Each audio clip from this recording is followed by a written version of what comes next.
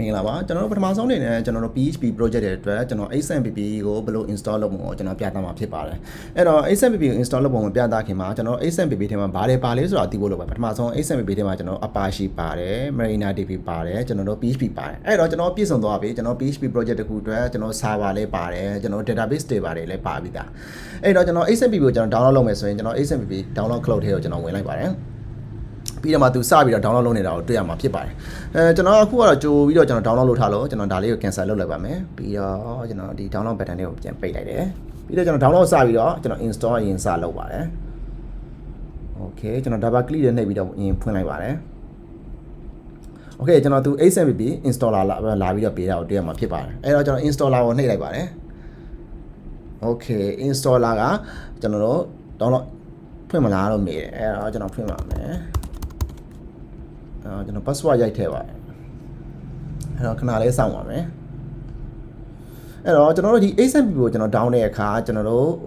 သူက XAMPP virtual machine ဆိုပြီးတော့ရှိပါတယ်ကျွန်တော်အဲ့ဒါလေးကိုကျွန်တော်မ down မိဖို့တော့ကျွန်တော်ကြိုပြီးတော့တတိထားမှာဖြစ်ပါတယ် okay ကျွန်တော် next ကိုသွားတယ်ပြီးတော့ XAMPP core developer ကိုကျွန်တော် install လုပ်ပါမယ်သူရဲ့ default ပါတဲ့ configuration တွေအတိုင်းကိုကျွန်တော်တို့သုံးမှာဖြစ်ပါတယ်ဟုတ်ပြီကျွန်တော် next သူ website တစ်ခုရောက်သွားတာ okay next ကျွန်တော် install ရင်လုပ်ပါမယ်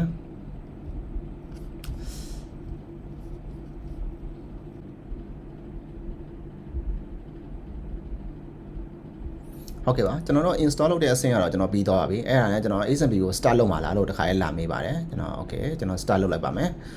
အဲ့တော့ကျွန်တော် start လုပ်လိုက်တဲ့အချိန်မှာသူက XAMPP application ထဲမှာသူကကျွန်တော် go to application ကိုတောလို့ရတယ် open containing folder ကိုတောလို့ရတယ်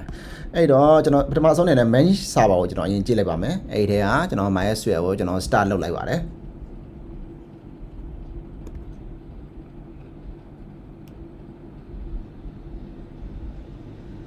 okay ကျွန်တော် MySQL ကိုပါကျွန်တော် start လုပ်ထားပါပြီအဲ့တော့ကျွန်တော် server ကိုလည်း run ထားပြီ MySQL ကိုလည်း Apache ကိုလည်းကျွန်တော် run ထားပြီးပါပြီဒီအချိန်မှာကျွန်တော် PHP project ကိုကျွန်တော်စပြီးတော့စမ်းကြည့်လို့လည်းရပါပြီအဲ့တော့ပထမဆုံးအနေနဲ့ကျွန်တော် go to application ဆိုတာကိုတွားလိုက်ပါတယ်အဲ့တော့ကျွန်တော် go to application ကိုတွားလိုက်တဲ့အချိန်မှာ localhost dashboard ဆိုရင်ကျွန်တော် dashboard တွေကိုရောက်လာတယ်ကျွန်တော် PHP MariaDB ကိုတွားကြည့်လို့ရတယ် PHP MariaDB မှာကျွန်တော် database တွေပါတယ်ကျွန်တော် create လုပ်ကြည့်လို့ရတယ် okay အဲ့ဆိုရင်ကျွန်တော်အဆင်ပြေသွားပြီအဲ့တော့ကျွန်တော်အဲ့လိုစင်းနေပြီးတော့ရတော့တဲ့အခါမှာကျွန်တော်ဘာလုပ်လို့ရလဲဆိုတော့ကျွန်တော်တို့ PHP file လေးတစ်ခုကျွန်တော်စပြီးတော့ create လုပ်ကြည့်ပါမယ်အဲ့တော့ကျွန်တော် PHP file လေးကိုစပြီးတော့ create လုပ်ကြမှာဖြစ်တဲ့အတွက်ကျွန်တော် subline ကိုအရင်ဖွင့်လိုက်ပါတယ် okay ကျွန်တော်ဒီမှာ project လေး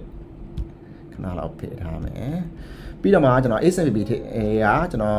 open application ဆိုတဲ့ folder လေးကိုကျွန်တော်တွားလိုက်ပါတယ်အဲ့တော့ကျွန်တော် open application ဆိုတဲ့ folder ထဲက htdoc ရဲ့အောက်ထဲကိုကျွန်တော်တွားလိုက်ပါတယ်ဒီထဲမှာကျွန်တော်တို့လုံးမဲ့ project လေးတွေကိုလာထည့်ရမှာဖြစ်ပါတယ်အဲ့တော့ကျွန်တော်ဒီ htdoc ကိုကျွန်တော်လွယ်လွယ်ကူကူ access ရအောင်အတွက်ကျွန်တော်ဒီနားလေးမှာကျွန်တော် stack bar လေးမှာလာထည့်ခြင်းခဏလွယ်လွယ်ကူကူ access ရအောင်အတွက်ကျွန်တော် stack bar လေးမှာokay htdoc ကိုကျွန်တော်လေးလေးကူ access ရအောင်ကျွန်တော်ဒီလိုမျိုးထားလိုက်ပါတယ်ပြီးတော့မှကျွန်တော်ဒီထဲမှာ project တစ်ခု folder လေးတစ်ခုဆောက်လိုက်တယ်testing ပေါ့ testing ဆိုတဲ့ folder ထဲမှာကျွန်တော်အဲ့ကောင် subline ထဲမှာဆွဲတင်လိုက်ပါတယ်ပြီးတော့မှကျွန်တော်ဒီ file လေးကို create လုပ်လိုက်တယ် php file create လုပ်လိုက်မယ်ဥပမာဆိုတော့ hello.php ဆိုပြီးတော့ကျွန်တော် create လုပ်လိုက်ပါတယ်ပြီးတော့မှကျွန်တော် php အဖွင့်ကိုရေးတယ် php info ဆိုပြီးတော့ကျွန်တော် save တင်လိုက်ပါတယ်ပြီးတော့မှကျွန်တော်ဘယ်လို LAN ခေါ်ကြည့်မလဲဆိုတော့ http localhost ပြီးတော့မှကျွန်တော်တို့/testing တွေက hello.php ဆိုပြီးတော့ကျွန်တော် LAN ခေါ်ကြည့်လိုက်ပါတယ်အဲ့တော့ကျွန်တော်တို့လိုချင်တဲ့ file လေးရနေတာဖြစ်မှာတွေ့ရမှာဖြစ်ပါတယ်အဲ့တော့ကျွန်တော်တို့ server အကြောင်းနဲ့ PHP အကြောင်းနဲ့မသိရလူတွေကကြတော့ကျွန်တော်တို့ installation လုပ်မယ်ပြီးတော့ start လုပ်တဲ့အဆင့်လောက်မှာကိုရပါပြီပြီးတော့မှကျွန်တော်တို့လိုအပ်တဲ့ကျွန်တော်တို့ WordPress project ဖြစ်ဖြစ် Joomla project ဖြစ်ဖြစ်ကျွန်တော် Drupal project ဖြစ်ဖြစ်ကျွန်တော်စပြီးတော့အသုံးပြုလို့ရတာတွေ့ရမှာဖြစ်ပါတယ်အဲ့တော့ကျွန်တော်တို့ WordPress project တွေ Drupal project တွေကျွန်တော်တို့ Joomla project တွေကိုကျွန်တော်တို့အသုံးပြုပုံကိုကြတော့ကျွန်တော်တို့ now screencast တွေမှာ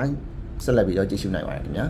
ကျွန်တော်တို့ series တွေနဲ့ပတ်သက် series တွေလုပ်တဲ့အခါတော့ကြတော့ကျွန်တော်တို့အများသောအားဖြင့်တော့ကျွန်တော်တို့ဒီ XAMPP အစားကျွန်တော် valid ကိုသုံးမှာဖြစ်ပါတယ် ပဲလေလာတော့လာပဲဒါပေမဲ့ကျွန်တော်တို့ web နီးပညာကိုအခုမှစပြီးလေ့လာတဲ့လူတွေအတွက်ကကြတော့ကျွန်တော်တို့ဖြစ်နိုင်ရင် XAMPP ကိုသုံးဖို့အတွက်ကျွန်တော် recommend ပေးချင်ပါတယ်အဲ့တော့ကျွန်တော်တောက်လျှောက်ကျွန်တော်တို့ XAMPP ကိုသုံးမယ်တကယ်လို့ lower action မှာကျွန်တော်တို့ value ကိုသုံးမယ်အနေထားမျိုးတွေ့ရမှာဖြစ်ပါတယ် okay